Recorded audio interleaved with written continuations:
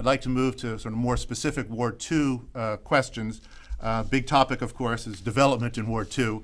And we are literally witnessing the transformation of large swaths of Ward 2, whether it's right adjacent to Union Square or in Union Square or elsewhere.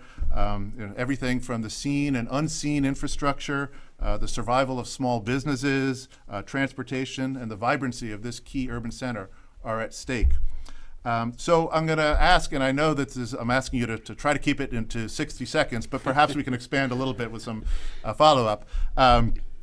Could you describe what is your vision for the development of Ward 2 and how it should continue to unfold in the coming years?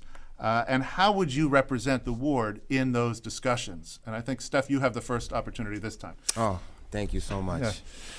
So the development that's going on in Ward 2 is amazing. Now we have to look at Ward 2 like a little city inside a little city. As the southeast portion of our ward is being changed, Boynton Yards and Brick Bottom, we'll just look at that as our downtown. So we need to look at Lincoln Park as our central park. We want to definitely add on more amenities, more attractive to that, because I think that park can definitely be a little better for the community. And then we have to also look at Perry Park and bring in some of that. The main problem that's going on right now is a lot of the traffic that's going through, so we'll take a look at the traffic law.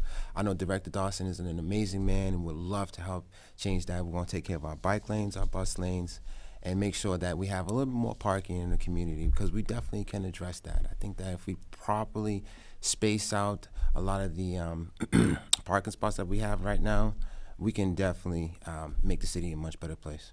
And I'm looking forward to improving our ward. Thank you. JT? So, development in Ward 2 has been, and sometimes it feels like an all-consuming process, because prior to taking office, we didn't always have the residents really engaged in these conversations about what we needed to get out of these buildings. The conversation was entirely driven by what a developer's profit margin was going to be. We've shifted that. We have changed the zoning. We have required these community meetings that I'd been hosting already. I've hosted over 150 neighborhood meetings, most of them about developments here in Ward 2, all of which centered on making sure that the residents, the neighbors, the neighborhood gets what it needs out of those developments. And we've come up with some incredible compromises and collaborations.